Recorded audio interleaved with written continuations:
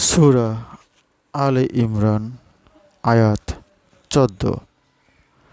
নারী, সন্তান, স্বর্ণ ও রূপার ভাণ্ডার এবং পছন্দসই ঘোড়া ও চতুষ্পদ জন্তু এবং ক্ষেত খামারের প্রতি আসক্তি মানুষের নিকট লোভনীয় করা হয়েছে।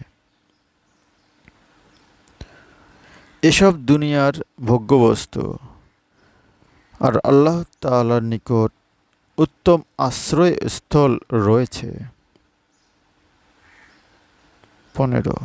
বলো, আমি কি তোমাদের এসব বস্তু হতে উৎকৃষ্ট কোনো কিছুর সংবাদ দেব? যারা সাবধান হয়ে চলে তাদের জন্য রয়েছে উদ্যানসমূহ, যার পাদদেশে নদী প্রবাহিত, সেখানে তারা স্থায়ী হবে।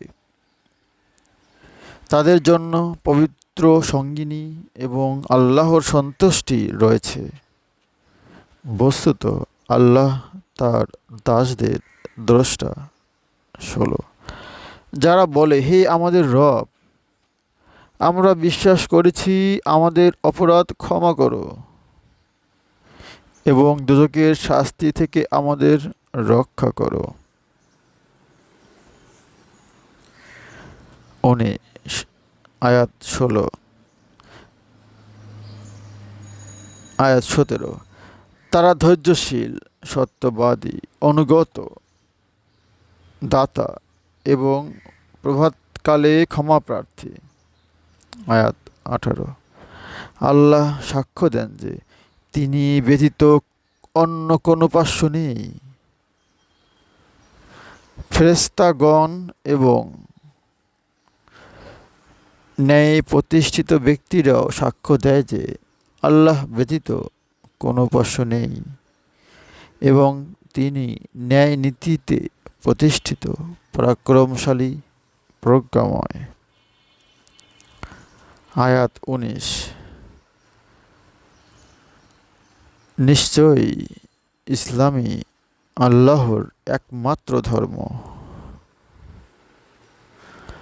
যাদের কিতাব দেওয়া হয়েছিল তারা পরস্পর বিদ্বেষবশত তাদের কাছে জ্ঞান আসার পরও মতানৈক্য ঘটিয়েছিল।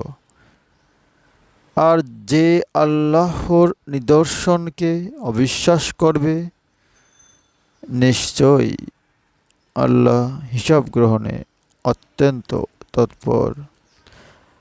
আল্লাহ পাক সূরা আলে ইমরানের ১৯ নম্বর আয়াতে প্রথম দিকে বলেছেন, নিশ্চয়ই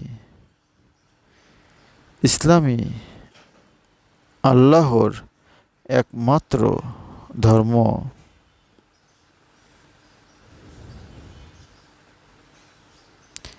ইন্নাদ-দীনা ইনদাল্লাহিল ইসলাম। আবার আরবিটা পড়ছি, ইন্নাদ-দীনা ইনদাল্লাহিল ইসলাম।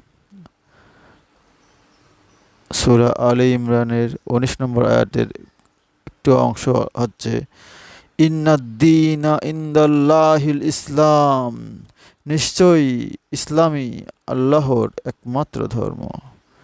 হে আল্লাহ, আমাদের কুরআন বুঝে পড়ার তৌফিক দান করো। তোমার মনোনীত ধর্ম ইসলাম যেন নিজের মধ্যে প্রতিষ্ঠিত করতে পারি এবং মানুষকে ইসলামের দাওয়াত দিতে পারি, সেজন্য আমাদেরকে কবুল করো। আমিন।